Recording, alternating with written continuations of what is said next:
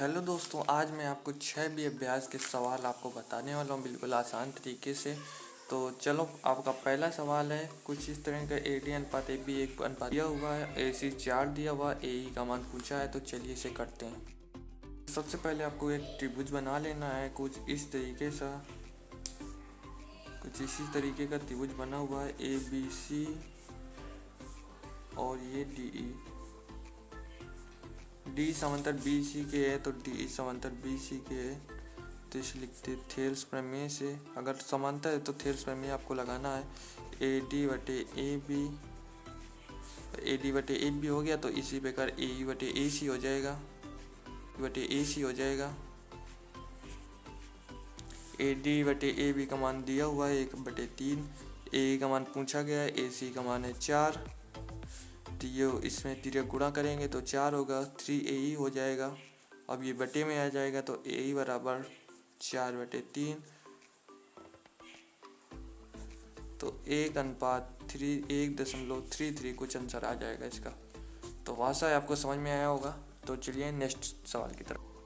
दूसरा सवाल समद्विभाजक है, इसीलिए समद्विभाजक का आपका सूत्र पता ही होना चाहिए। तो चलिए इसे भी कर लेते हैं। गाइज, पहले मैं दूसरा नंबर डाल लेता हूँ। अब आपको एक त्रिभुज बना लेना है कुछ इस तरीके से जैसे किताब में बना हुआ है।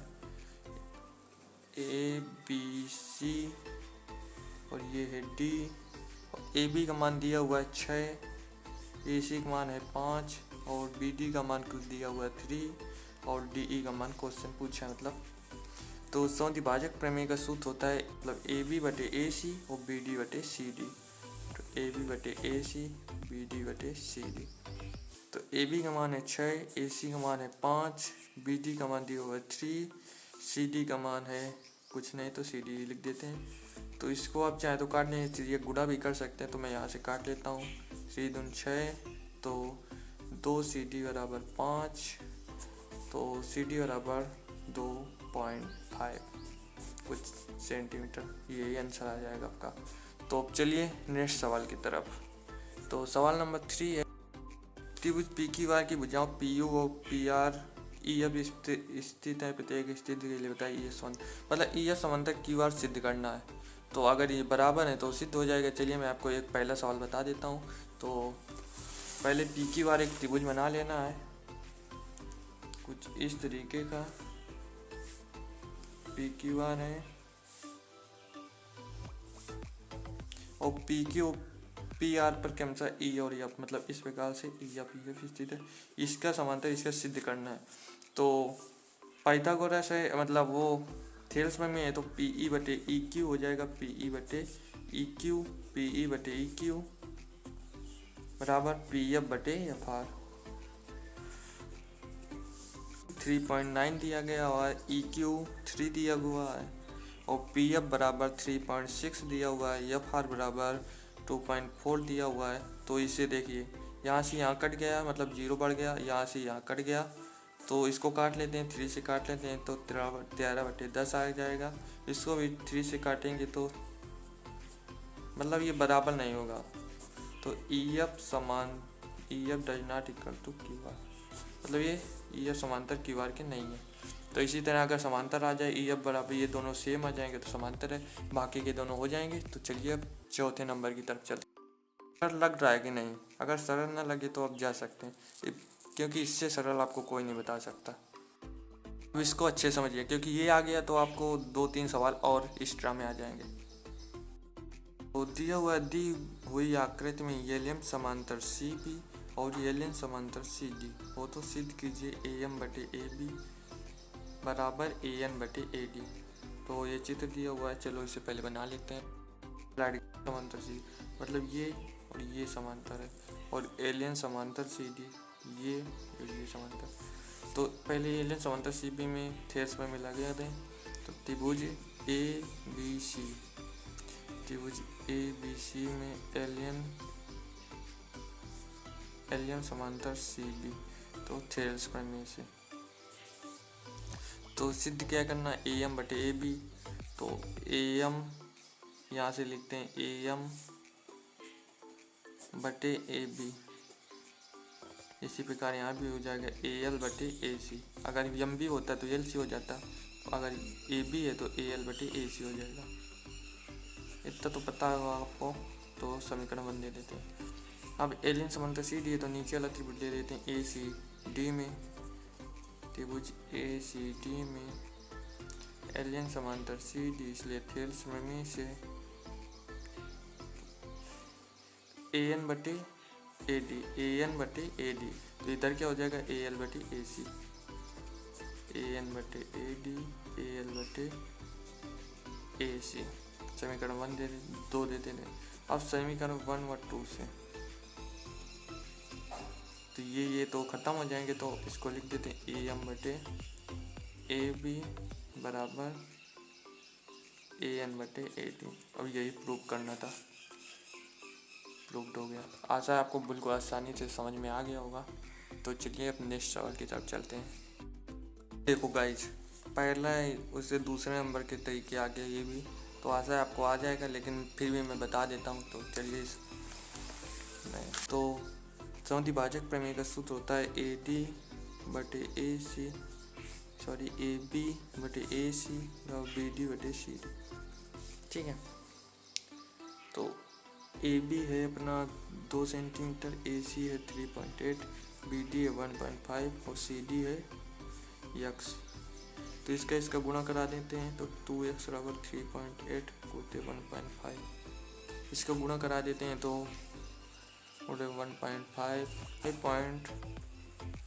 0.70 कुछ आ जाएगा। अब 2 से काट देते हैं तो 2 दूनी 4 और 2 पंचे 10। नहीं समझ में आया, कुछ इसी चाहे इसको आप इससे काट लीजिए, कुछ भी आ जाए, लेकिन आंसर तो इतना आएगा। सरल तरीके से मैंने बता दिया, बाकी आपकी मर्जी कैसे करना है।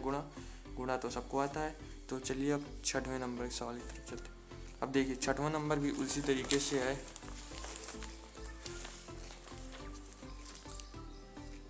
ये देखिए क्या होगा, देखिए दी हुई आकृति में डी समांतर ए सी, डी एफ समांतर ए ई, और तो सिद्ध करना है बी एफ बटे एफ ई, बिल्कुल इसी तरीके से है। तो चलिए इसे कर लेते हैं गाइज। अब देखिए मैंने ये यहाँ पे सब लिख लिया। डी ई समांतर ए सी मतलब डी ई समांतर ए सी के, और डी एफ समांतर मैं आपको 2 बना देता हूँ, डी एफ समांतर ए ई। तो पहले कौन सा कह रहा है, डी ई समांतर ए सी मतलब पूरा त्रिभुज लेना पड़ेगा। तो त्रिभुज ए बी सी में डी ई समांतर ए सी, इसलिए थेल्स प्रमेय से। अब देखिए ए डी बटे बी डी हो जाएगा थेल्स प्रमेय के द्वारा। तो ए डी बटे बी डी बराबर पूरा लेना है तो बी ई बटे सी या ई सी, बी ई बटे सी या ई सी। समीकरण 1 हो गया। समझ में आया कि नहीं?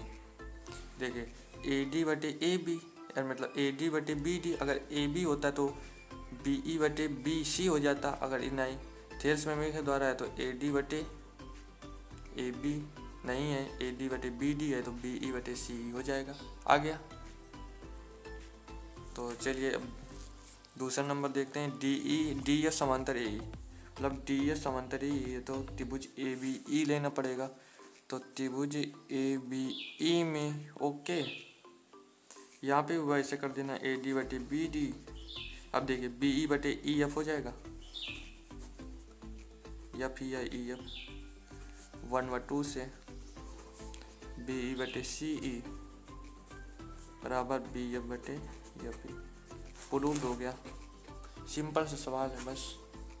आप चलते हैं 7वें नंबर की तरफ। तो 7वां नंबर आपका कह रहा है कि डी ई समांतर ओ क्यू डी एफ समांतर ओ आर, तो दर्शाए कि यह समांतर क्यू आर। तो वैसे ही है, तो मैं बना लेता हूँ, आपको बना के आपको दिखाता हूँ। राइट गाइज, मैंने यहाँ पे चित्र बना लिया हुआ है। अब देखिए डी ई समांतर ओ क्यू, डी ई मतलब डी ई समांतर ओ क्यू के कह रहा है, ठीक है। डी एस समांतर ओ आर मतलब डी एस समांतर ओ आर के कह रहा है, ठीक है। तो हमें सिद्ध क्या करना है, ई एस समांतर क्यू आर मतलब इनको सिद्ध कर दें तो वैसे आ जाएगा। तो चलिए पहले डी ई समांतर ओ की, तो मतलब पी ओ क्यू में, तो त्रिभुज पी ओ क्यू में डी ई समांतर ओ क्यू थेल्स प्रमेय के द्वारा लिखें चाहे ना लिखें, लिख देना, वैसे बेटर रहेगा। तो पी डी बटे डी यू बराबर पी ई बटे ई क्यू। समझ में आया कि नहीं? पी डी बटे डी यू पी ई बटे ई क्यू।